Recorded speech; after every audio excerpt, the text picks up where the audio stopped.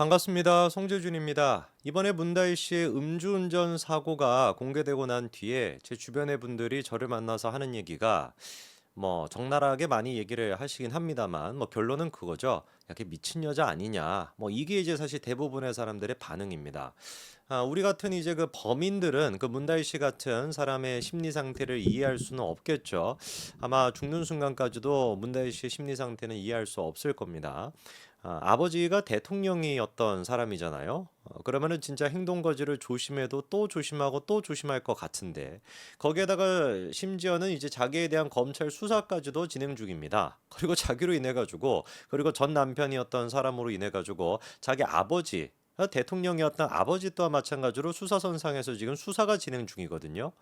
아니 그러면 저는 암만 생각해 봐도 아버지한테 미안해서라도 그리고 진짜 뭐 낯이 없지 않겠습니까? 그래갖고 막 부끄러워가지고 막 숨어 댕기고 그냥 집안에서 막 은둔 생활하고 이렇게 지낼 것 같은데 야 우리 문나희 씨 같은 경우는 이거는 뭐 정신이 막 그냥 뭐 어떻게 된 건지 모르겠지만 애도 진짜 뭐 있는 그런 양반이 40살 넘어가지고 새벽 2시 막 넘어서까지 이태원을 갔다가 막 싸돌아댕기고 개꽐라가 돼가지고 직원한테 무슨 막 행패를 부리고 반말로 막 술 갖고 오라 그러고 막 그냥 뭐 물건을 막 집어 던지고 난동을 피운다라는 게 이게 진짜 한마디로 미쳤다라는 말 말고 어떻게 이거를 막 표현할 수가 있겠습니까?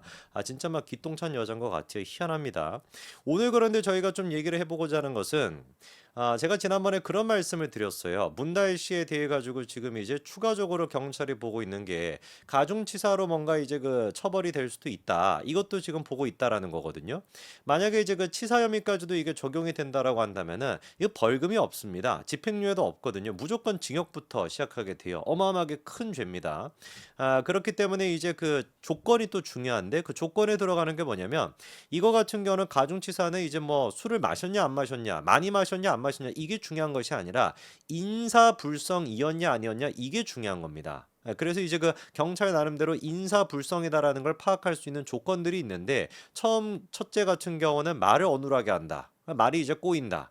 그리고 두 번째 같은 경우는 제대로 걷지를 못한다. 뭐 이런 것들이 있는데 다 하나같이 어떻습니까? 우리 문다혜 씨한테 적용이 되는 것들이거든요. 그러다 보니까 만약에 진짜 경찰은 실제로 지금 이 혐의까지도 적용시키겠다라고 입장을 밝혔으니까 이게 적용이 된다라고 한다면 빼도 박도 못하고 무조건 실형이 나오게 됩니다. 최근에 이제 그 트로트 가수 김호중 씨 같은 경우도 그걸로 이제 기소가 됐단 말이에요. 그러다 보니까 문다혜 같은 경우도 충분히 적용이 될 수가 있고 진짜로 김호중 씨라고 구속이 되는데 문다혜라고 구속이 안 되겠습니까? 그러면 이 위기를 돌파할 수 있는 유일한 방법은 뭐밖에 없다. 저녁 7시부터 새벽 2시까지 같이 있었다라고 하는 의문의 그 남성. 이 남성이 튀어나와 가지고 증언을 하는 수밖에 없다. 뭐라고 막 증언을 해야 되겠습니까? 아니다. 내가 만나봤던 문다혜 씨 같은 경우는 내가 이제 7시간이나 가까이 있어 보니까 알겠지만 이 사람이 인사불성 아니었다. 정신도 또렷또렷했고 말도 똑바로 잘했고 그다음에 충분히 어떤 그 이성 능력 또한 마찬가지로 정상적이었다. 뭐 이런 식으로 이제 증언을 해줘야 되거든요. 근데 문제가 뭐겠습니까? 문다혜 씨가 지금 봤었을 때는 이 남자의 존재를 밝혀내기를 그리 원치 않는 것처럼 보인단 말이에요. 이유는 또 있겠죠, 그렇죠? 뭐 그거에 대한 이유는 뭐 여러분들께서 뭐 상상에 제가 맡기고 그러면 이제 그 선택을 해야 될 겁니다. 문다혜 씨는 이런 어떤 그 가중치사 혐의로 적용이 되는 거를 받아들일 것인지 그래서 대범하게 그냥 구치소에 들어갈 것인지 아니면 그 남성의 정체를 갖다가 밝혀냄으로써 그 남성의 증언을 받아낼지 물론 이제 전제 조건은 이 남자랑 친분이 있었다라는 게 전제가 돼야 될 텐데 혹시나 그 남자를 못 찾는다면 처음 만나서 못 찾는다. 그러면 누구를 동원하면 된다? 이경을 동원하면 된다. 이렇게 제가 말씀을 드렸지 않았습니까? 그래서 오늘은 제가 이경의 특집을 한번 여러분들한테 준비를 해봤는데요. 진짜 이게 대단한 여자입니다. 우리가 그 문다혜 같은 경우는 미친 여자다 이렇게 이제 표현한다라고 한다면 이경은 더 미친 여자다라고 얘기할 만큼 이 사람 진짜 정상이 아닙니다. 일단 첫 번째 경력부터 희한한데 유엔 헤비타트 한국위원회 기획위원이라고 하는 그런 경력을 가지고 있어요. 그런데 문제가 뭐냐면 서울주택공사 SH에서 유엔 헤비타트 한국위원회를 상대로 해가지고 고소를 한 적이 있습니다. 그 이유가 뭐냐? 이거 사칭이다. 이게 유엔 헤비타트를 사칭한 것이다라 그래가지고 고소를 한 적이 있어요. 그러니까 한마디로 사기라는 거 아니겠습니까? 이게 참 웃긴 노릇인데, 당시 이제 그 근거로서 얘기했던 게 뭐냐면은 유엔 헤비타트 한국이가 SH공사랑 업무 협약까지도 맺고 공동 사업을 진행하기로도 했대요. 그래가지고 실제로 이제 한국위원회가 서울 그 도시공사로부터 사업비를 4천만 원 가까이를 받아갔다라는 겁니다. 그리고 그 4천만 원을 갖다가 어떻게 된 것인지 어떻게 썼냐? 주거권 교육, 국내 탐방 이런 데에다 사용하게 됐는데 알고 봤더니만 유엔 헤비타트 한국위원회라고 하는 것이 사칭이었다, 사기였다라고 한다면 이거 어떻게 되는 거겠습니까? 당연히 이것도 서울 그 저기 주택공사를 상대로 해가지고 피해를 입힌 거라고밖에 볼 수가 없는 거죠, 그렇죠?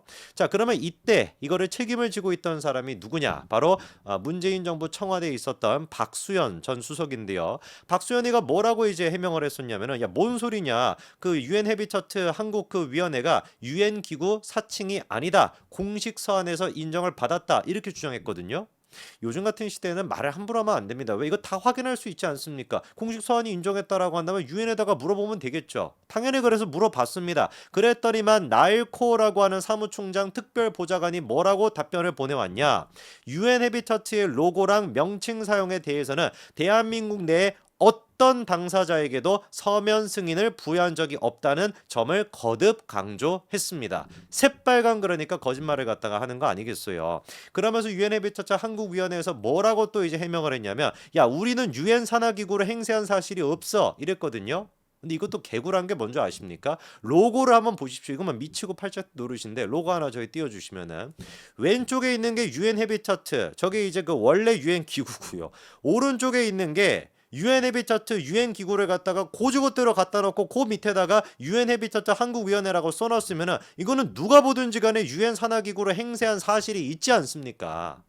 이 사람들이 뻔뻔하면 도대체 어떻게 해야 되는지 모르겠어요.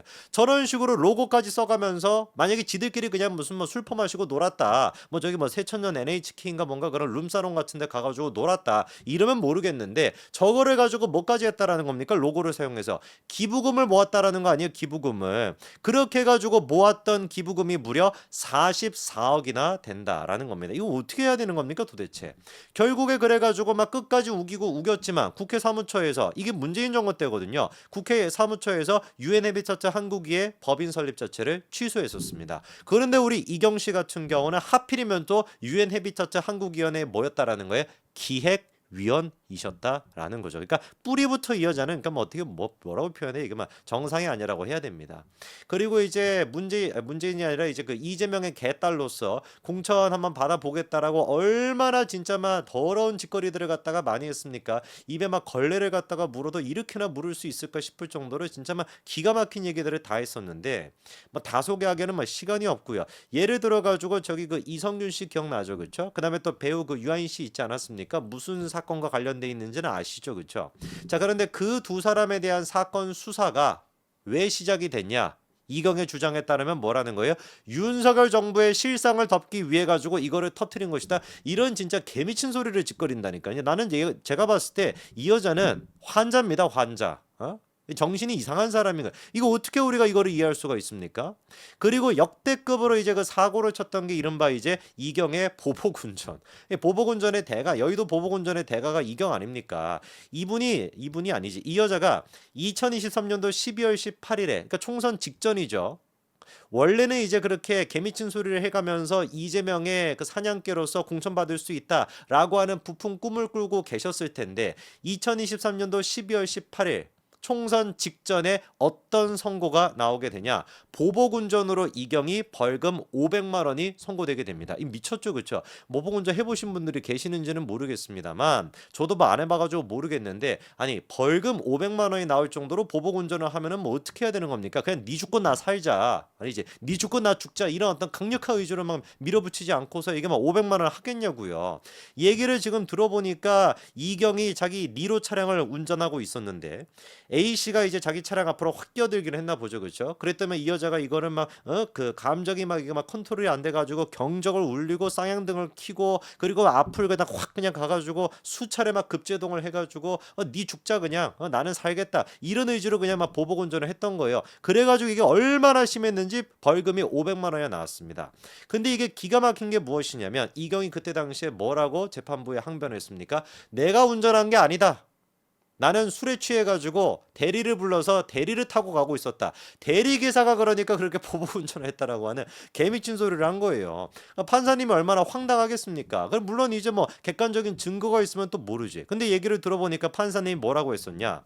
수사 단계부터 법정에 이르기까지 대리기사의 연락처나 기사를 부른 경위 어떠한 객관적인 자료도 없어가지고 믿기가 어렵다. 그러니까 개소리하지 말라 이겁니다. 아니 대리기사 불러보신 분들은 아시잖아요. 전화를 해야지 일단 내가 카카오 그걸 대리를 하든지 뭘 하든지 간에 일단 전화를 하고 그리고 대리기사님 근처에 가지고 전화를 또 나한테 하지 않습니까? 그래서 내가 위치가 여기 있습니다 하고 타고 가는 거잖아요. 근데 어떠한 그 객관적인 증거도 제출할 수가 없었던 거예요.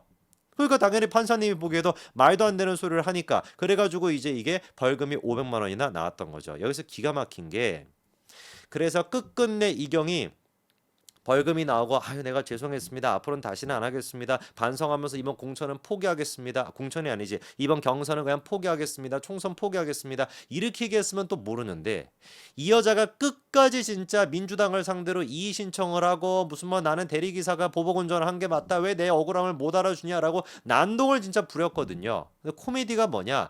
과거에 이제 그 장재현 의원의 아들 그 노엘이라고 하는 친구가 또 이제 비슷한 문제가 있지 않았습니까? 그때 2019년인데 그때 이경이 그냥만 난리를 친 거예요. 장재원 사퇴하라고. 아들 관리를 어떻게 했냐? 장재원 사퇴하라고. 그랬던 여자가 지가 그냥 보복운전을 해가지고 500만 원이 나왔는데 지는 무슨 뭐 무죄다라고 하면서 엉뚱한 대리기사님한테 뒤집어 씌우려고 하니까 이게 도대체 뭐 하는 여자냐고요. 그래갖고 그 이후로 막 코미디였습니다. 그 보복운전을 했던 대리기사를 찾겠다고 대리업체 만 곳을 그냥 방문하겠다. 이 제정신입니까? 한 곳 방문하는 데만 3시간만 잡더라도 이게 막 3만 시간이 걸리는데 이게 뭐 하자는 거겠어요 그냥. 그리고 또 웃긴 거는 뭐냐 실제로 또 찾았다라는 거예요. 어디서 무슨 뭐 배우를 한 명 고했는지 뭐 했는지는 모르겠지만 내가 바로 그 대리기사였습니다. 내가 바로 이경을 대신해서 보복운전했던 대리기사입니다 라고 하고 등장을 했고 그 사람이 등장하니까 이경이 민주당을 상대로 해가지고 이의 신청을 제기했는데 그것도 개같이 무시가 됐죠. 왜? 그 민주당에서조차도 이경이 대리기사를 통해 가지고 보복운전을 했다라고 하는 걸 믿기 어렵다라고 판단해 가지고 결국에 이거를 안 줬습니다. 이 대리기사님이 자기가 이경의 대리기사였습니다라고 주장을 했지만 그거를 뒷받침할 수 있는 내용 증명을 뒷받침할 수 있는 서류 같은 거를 민주당에서 요구했는데 그거를 끝끝내 기한 내 이경이 제출할 수가 없었거든요. 그래서 이번에 결국에 나가리 된 거 아닙니까? 근데 그 이후에 뭐 하는지를 보니까 이 여자 뭐 하는지 아십니까? 자기를 그때 이제 기소 의견으로 송치했던 경찰관 있죠. 보복운전 이경이 했다라고 이제 기소 의견으로 송치했던 경찰관 2명을 갖다가 고소했더라고요. 제정신입니까? 제가 봤을 때 문다혜 저리 가라. 문다혜보다 한술 더 뜨는 게 아니라 100술 더 뜨는 여자 아닙니까? 도대체가 민주당에는 왜 정상적인 사람이 하나도 없냐고요. 남녀노소 가리지 않고 그냥 정상적인 인간이 하나도 없습니다. 언제까지 이런 인간들의 헛소리를 또 듣고 있어야 되는지. 요즘은 또 뭐 하고 있는지 보니까 스픽스인지 뭔지 그런 이상한 또 채널에 나와가지고 또 헛소리하고 있던데 제발 좀 자중하시기 바랍니다. 시간 남아 도시면은 문다혜 씨의 그 남자나 좀 찾아보세요. 이경 씨. 네, 여기까지 말씀드리겠습니다. 감사합니다.